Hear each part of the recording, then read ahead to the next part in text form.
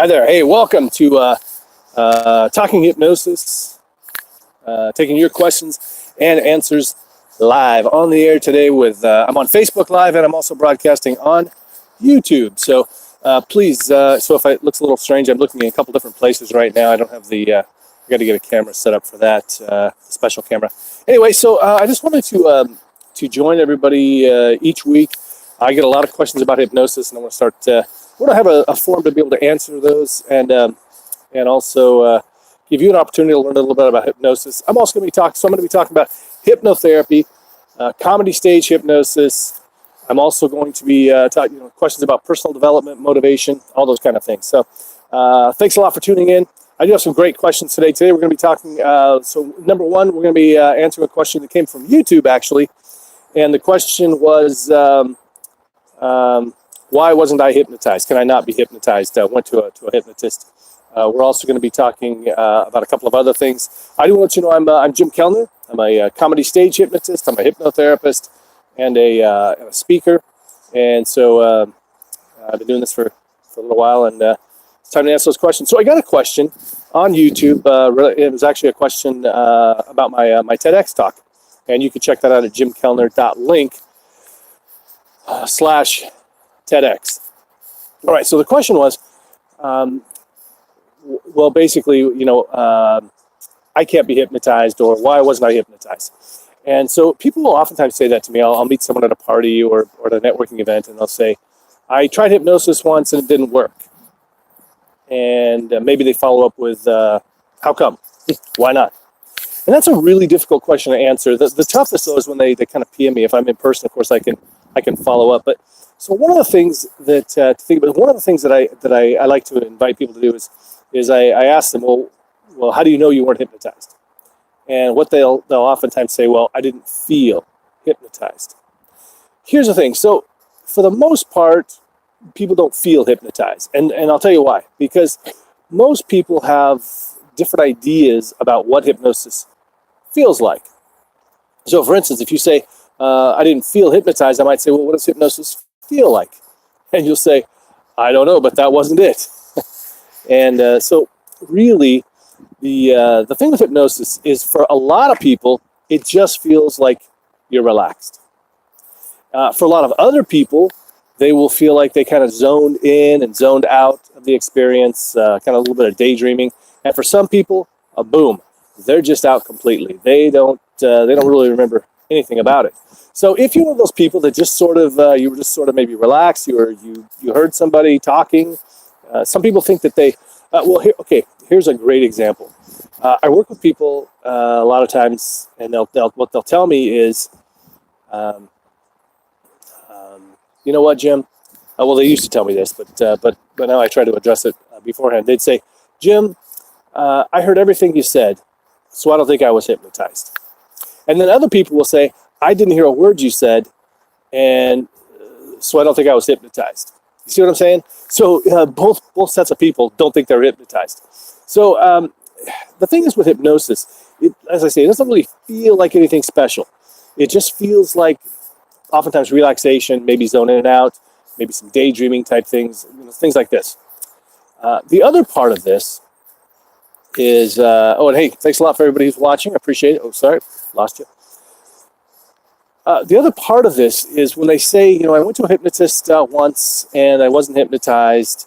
Why do you think that is? Well, so number one, hypnosis, so hypnotherapy, and they're usually talking about hypnotherapy, or maybe on stage, and there's a couple of different reasons there. So in hypnotherapy, it takes way more than just one session for most people. Now, there are these lightning bolt moments for some people. And the thing is with hypnosis is it affects different people in different ways. So some people will have this almost magical experience. And that's why I call my company Mental Magic Hypnosis. Some people get confused. They think I do mental magic, which is that sort of mental tricks and things like that. But no, I call hypnosis mental magic, because for some people, that's exactly what it's like. They have just an incredible experience. And I'll give you a couple of examples. And if you've heard these before, I apologize. I use them all the time. I had a client come to me one time, self-professed chocoholic, and we do a session. He comes back in a month, and I ask him, so how you been doing with the chocolate?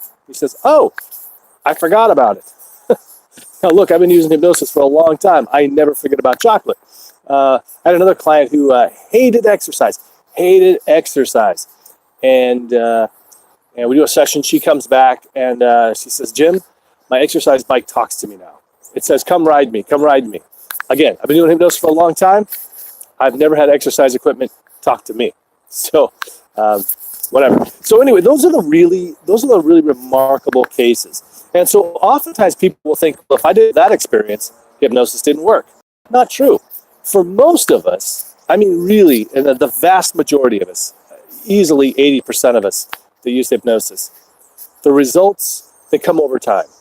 And so you start getting a little bit better and a little bit better and a little bit better. For in my case, when I lost over 70 pounds, I was doing the hypnosis, and I just started making little changes. Start exercising a little bit, like 5 minutes, eating a fruit or vegetable a day, and doing just a couple minutes of meditation. And really, it didn't take that long before all those changes start adding up, and pretty soon it gets this snowball effect, and you'll find that it really does make a huge difference. The other thing with this, now if it's now we're relating to stage hypnosis, and so maybe somebody went up on stage, and I actually had some people comment on my TED Talk. They said, well, I went up on stage and I just faked it the whole time. Well, please don't. Honestly, as a stage hypnotist, we don't want or need you to fake it. We really don't, because there are plenty of people that are excellent candidates for stage hypnosis. If you're not one of them, just raise your hand, tell the hypnotist you'd like to go back to your seat. That's all. So here's the thing. So hypnosis happens on a continuum. Over here, we have those lightning bolt people. Those people that wow, one session and they don't want chocolate for a whole month. Okay, and on this end, we have the people that it's not that it's not working for them. It takes longer. Okay, and there's special techniques that we use.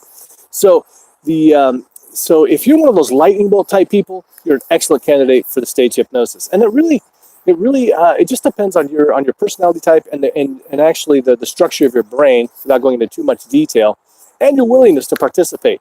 Like me, if I'm up on stage, I sort of want to be in control, so I'm not a great candidate for stage hypnosis. But some people are just happy to just let go, and they have no problem.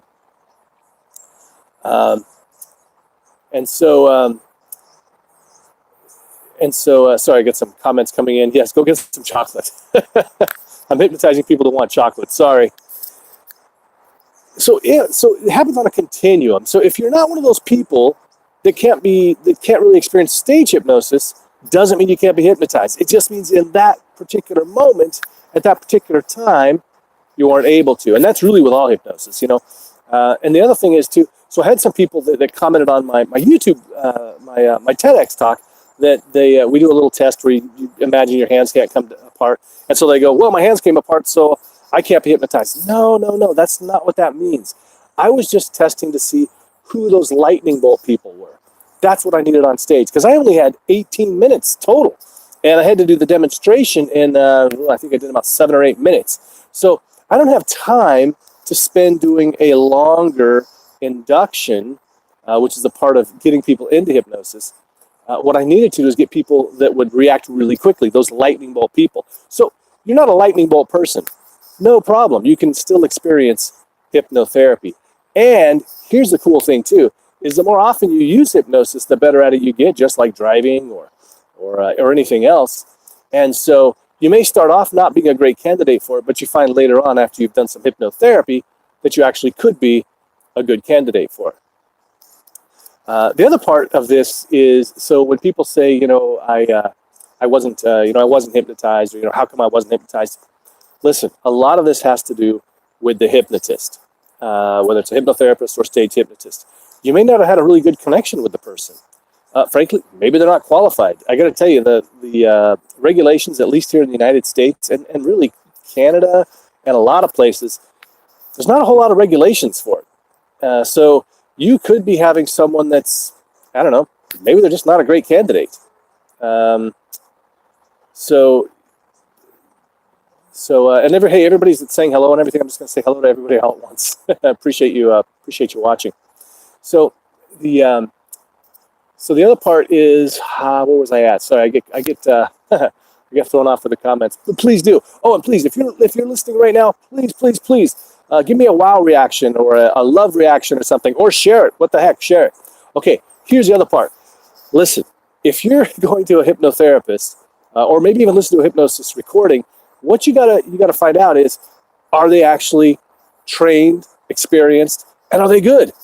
Because listen, are you working with a professional or just a hobbyist? I've had a lot of people, when I actually follow up with some questions, I'll say, well, what was the deal? So you went to a hypnotist. What was that like? Well, it was my friend's brother who was learning hypnosis. Took a couple classes or something. Probably not the best person to help you quit smoking. All right, I'm sorry. I know it's awesome. People want to help you and they want to help you for free. But frankly, you get what you pay for. So you got to go to a professional. And if you're not sure how to find that, hey, PM me, email me. I'll be happy to refer you to someone in your area, or you can work with me. I work with people all over the world. Literally, I've worked with people in France, Australia, all over the place. It's crazy what we can do with technology today. I love it. So now the other part of this is kind of like what I said with the stage hypnosis part. So I went to a hypnotist. I couldn't be hypnotized. Well, it takes more than one. Okay. So if you went and you tried to quit smoking and you went to maybe one of these group seminars or something and didn't get any follow-up, you didn't get any recordings or anything, your chances aren't very good. Really, for most clients, take at least 3 to 6 sessions before you get a really, really great result out of it. Again, there are the lightning bolt people. And unfortunately, the lightning bolt people kind of ruins it for a lot of people, because they go, well, my friend Joe, he quit smoking in one session. So I didn't quit smoking in that one session, so it must not be working. No, it's just you're different. That's all. One of the really frustrating things is I work with somebody. One time I was working with a client, a male client, and he had some physical issues, which, you never really know. I mean, how well, the hypnosis will work, especially if you only do, again, one session. So his wife wanted to lose weight. And I said, well, let's sign you both up. And he said, well, I want to wait and see how he reacts. He did one session, just one, even though I recommended 3 to 6. He did one session, didn't have the results that he wanted. Of course, like I told him, he probably wouldn't. Or I didn't tell him that. Obviously, that would be would end up being a self-fulfilling prophecy. But what I did say was, I really, really, really would love to see you do 3 sessions and give it your best shot. Didn't. And so then the wife thinks, well, it didn't work for my husband, so it won't work for me. That's so not the way it works, folks. That's not the way it works. Every single person is different. Think about this. If you went for psychotherapy, wouldn't it make sense that some people would react real quick and some people wouldn't react as quick? We're all different, especially when it comes to the mind. We're all different.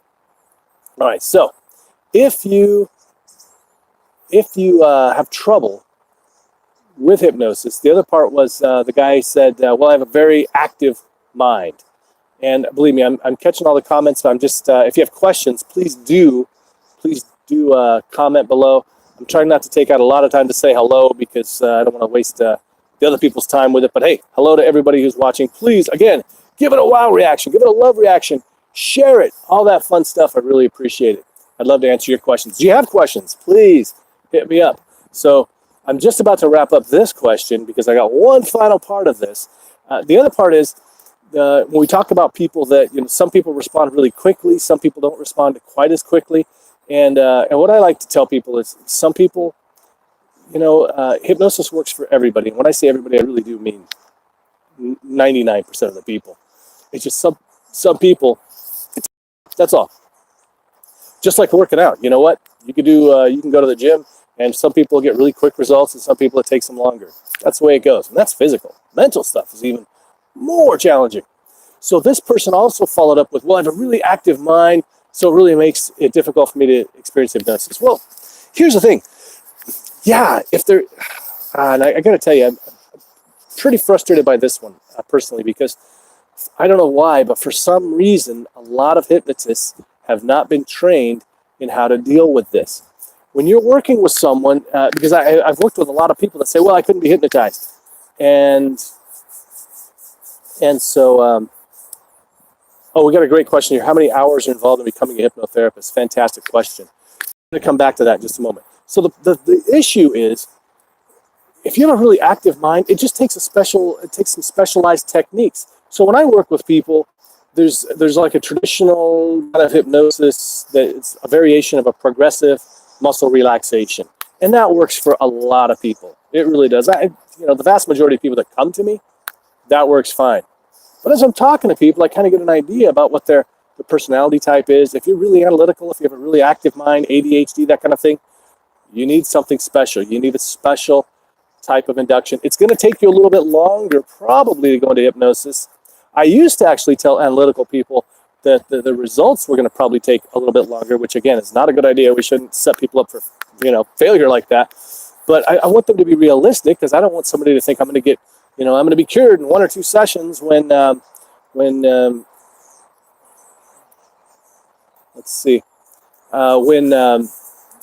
might take them a little bit longer. But you want them to know. But what I found is that sometimes I had an accountant who was very analytical, and I explained to her, this was years ago, I said, it may take, even longer. Amazing results in like literally 1 session. She emailed me and said, Jim, you're on my list of things to be grateful for every day now. I mean, it was incredible. So I try not to set people up like that for that, but I do want them to be realistic in their expectations. So if you're analytical, if you have a really active mind, it may take you longer, or it may just be that you need to work with the right person, and that experience is where that's going to come in. So if you've been listening, I've been talking about, if you're just tuning in, I've been talking about some questions that I've gotten on YouTube, people asking me, why I didn't get hypnotized. And so some of those reasons why maybe you didn't get hypnotized, maybe you didn't go to a qualified hypnotist. Maybe you didn't go long enough. That's the thing that really happens a lot of times. People give up too quickly. Maybe you just have a mind that needs a little bit more different kind of work. And there was one more point on that I wanted to make, but I forgot it. I was going to bring a pad and paper, but I totally forgot, because I wanted to come outside. It was a nice day, and I thought this would be a nice background. I'm up here in Seattle right now. I'll be in Phoenix next month. Check me out. Go to my website. I'm going to put the events up there pretty soon. JimKellnerHypnotist.com. Hey, again, if you're watching, please give me a wow, give me a love reaction. If you're on YouTube, share it, make a comment, whatever. Really appreciate that. Okay, maybe I'll think of that, the other thing in a little bit. Okay, so how many hours are involved? I will tell you. In some places, so I think that was actually the training to become a hypnotherapist. So to become a hypnotherapist is not like becoming a doctor. There's sort of a set kind of a definition for what kind of training is involved to become a doctor or a psychologist, psychiatrist. Literally be a hypnotherapist. In some states, you can just call yourself a hypnotherapist. You can just, Arizona, for instance, is one. You can just get yourself some business cards from Vistaprint and put hypnotherapist, and boom, you're a hypnotherapist. In Washington State, you can, it used to be 100 hours. You had to have 100 hours, which I know doesn't sound like much, but 100 hours, and then you had to send some money into the state, and I think you had to have an AIDS training, 4 hours of AIDS, AIDS awareness training, and that was it. That was basically it. And this was years ago. Now, though, I believe they dropped that requirement, the 100-hour requirement. So all you do is just send in some money, boom. But it's going to vary where you're at. I'll tell you, there's some. I would say if you want to do hypnotherapy, start with 100 hours. That would be the absolute minimum that you should go for. There are some, and if you want to find a trainer in your area, please, email me, shoot me a message, something like that. I'll be happy to line you up. Sorry, I don't train people in hypnosis. I teach self-hypnosis, but I'm not teaching hypnosis at this point, or hypnotherapy. So I'm saying a lot, I think. What else? What are the kind of questions you got? Who's got a question? If you got a question, whether it's personal development, motivation, hypnosis, whatever, I'll tell you, I actually transformed my life about 8 years ago. I went from being depressed, obese, unemployed, all that, to being this guy. So it's totally possible, and I didn't believe it was possible. Believe me, and hypnosis really made it possible for me. All right, okay, I want to tackle this other issue then. I did get a question a while back from Jeffrey. Jeffrey wanted to know, how can you help people with hypnotherapy if hypnosis is used for basically fun and games? So you watch a stage show and you think, well, I could go to this person for I couldn't use hypnosis for, weight loss, motivation, stop smoking, that sort of thing, because it's just funny, right? Well, here's the thing. Once you understand how to communicate with the other than conscious mind, and that's that part of us really that controls darn near everything. Okay, you may also have heard it called the subconscious mind. So all of your habits, your behaviors, all of this, all of the really the core parts of you are really stored in the subconscious mind. And this is not part of you that you're not really aware of. It's just sort of there in the background. It's running everything. I like to think of it as the computer program that's running the robot. And so how can we use hypnosis for therapeutic purposes when we go to a stage show and we just make somebody be funny? Well, here's the thing. Again, once you understand how the other than conscious mind works, we're just applying it differently. So if we're on stage, I can make someone believe that they're Taylor Swift. And if we're working in my office, or actually I work with nearly everyone online now, 90% of my clients are online via Skype and telephone. Yes, you can be hypnotized over the telephone. It's just talk therapy. It's a talk type therapy. It's not, there's no magic involved, just some mental magic. So, and I always try to think of a great metaphor for this because, we humans, we love our metaphors, right? We just love metaphors. Well, I think of it like this. If you think of a fork, it's a tool. Hypnosis is a tool. Once we know how to use a fork, we can use it for a couple different things. I can scoop up my mashed potatoes, or I can pierce my steak or my bacon, whatever. Now, we all eat bacon with our hands, right? So that's how come. So once we understand how to work with the other than conscious mind, it's a simple process to go and use it for therapeutic purposes as well. Although I will say, just because you can do stage hypnosis or street hypnosis does not qualify you as a hypnotherapist. Guys, stop that. I see this all the time with some people. They learn some hypnosis and then they try to help people with other stuff. And getting someone in hypnosis is a relatively easy process, but actually knowing what to do with them after that can be challenging. Not saying you shouldn't try to help somebody out if they're in need, a friend or something, but never mind. I'm not going to go into that too much because some of the hypnosis groups, I tell you, we get some questions that a trained hypnotherapist shouldn't be asking. Anyway, so I hope that helps you to understand that a little bit better. So we're just using that same tool. Let's see, blocks the inductive efforts. Yes, so Brian on here makes a great point. And sorry, Bradley's comments just disappeared. Bradley, if you want to re-comment, I'd be happy to address that. So Brian does make a good point too. And this is one of the things that I'll hear sometimes too. Well, I went to this hypnotist and they couldn't hypnotize me. That tells me right away that you're kind of thinking about this maybe in not the most helpful way. I like to think of hypnosis, even though if you come up on my stage or I see you at a street hypnosis thing, I'm basically going to be coming at you like I am a magician, like I have the power. It really is a cooperative thing. Because if you don't want to be hypnotized, for the most part, I can't hypnotize you. Shh, don't tell anybody though, all right? So we play this big, power thing up when we're doing stage hypnosis because we want to make it a good show. I'm letting all the secrets out. Hope nobody puts a hit on me. And also in street hypnosis, we want to make a good show out of it. But here's the thing. If you don't want to be hypnotized, you can block. You can block it. You can simply refuse to listen. You could think about something else. If I say, go ahead and imagine your most relaxing place, you can not do that. So there's a lot of things you could do to block it. Now, I will tell you, yes, there are some ways of doing covert hypnosis and things like that, but mostly it's not. No, it's pretty straightforward type stuff. So when you go to hypnosis, whether you want to go on stage or street hypnosis or hypnotherapy, don't look at it as, well, the hypnotist couldn't hypnotize me. Think of it more like this. What could I do to help this process along. Because if you really come at it with that kind of an attitude, then you can make it happen. In fact, one of the things that you can do is imagine for yourself, what would it be like if I were hypnotized? Because you know what that's going to do? That's going to get your imagination going, which is great for hypnosis. It's also going to make the experience more in line with what your expectations are.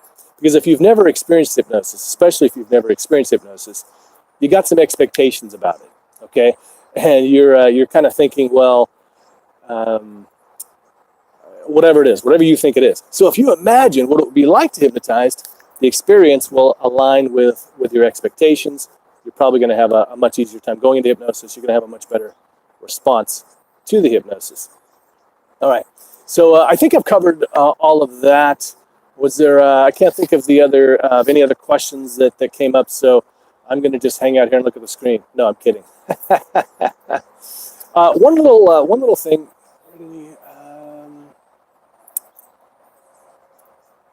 So Jeffrey asks, am I living in Seattle? So I'm sort of right now. I'm living mostly in Seattle, and I'm still traveling to Arizona quite a lot. Next year, I've got things are going crazy. I'm going to be in Hawaii, California, Arizona, Seattle, but I do expect to probably set up, get settled in Arizona again in the spring, but I'm not quite sure yet. I'm traveling so much. I don't really think of living anywhere right now. I'm just sort of living wherever I'm at. And so, sorry. Jeffrey asks, Bradley Stewart actually, or BS, asks about, have I read Carl Jung? You know, I read Jung way back in college, and boy, it's been so long. I honestly couldn't have any kind of a reasonable discussion about it. So I apologize. Please shoot me your thoughts on it, Bradley. Let me know what your thoughts are on the Jungian idea of the subconscious. So in fact, I don't even like to call it the subconscious mind, because we have all of these different theories about it. Freud, Jung, and even the more modern day psychologists. So that's why I call it the other than conscious mind. It sort of takes away maybe some of that confusion. Hey, it's about time to wrap up. I do want to thank you. Please share this. Let's see. So please share this and like it, love it, all that good stuff. And please PM me or email me your message or your questions for next time. Again, it's going to be every Thursday at 11 a.m. on YouTube and on Facebook. And I hope to get a camera that I can do simulcasting, or the program or whatever it is, so that it doesn't look so funny, because I know YouTube I haven't been looking at very much. Sorry, guys. And one more little tidbit. Whatever it is that you want to do in life, whether it's you want to be healthier, you want to be smarter, funnier, whatever it is, start thinking of yourself that way. Just start thinking of yourself. This is what I tell smokers all the time. Okay, you can't afford to see me right now. Although, can you afford all the associated costs with smoking? Anyway, that's a whole other subject. Start thinking of yourself as a non-smoker. Stop saying that you're a smoker. Stop identifying as a smoker. Say I'm a non-smoker. I just happen to be having a cigarette right now. Like, I'm a healthy eater. I just happen to be eating that Twinkie right now. All right. So hey, I appreciate everybody for watching. Appreciate you all for watching. Thanks so much. Check me out on my website, JimKellnerHypnotist.com. You can get a free hypnosis download. Take care, everybody. Be well. Be awesome.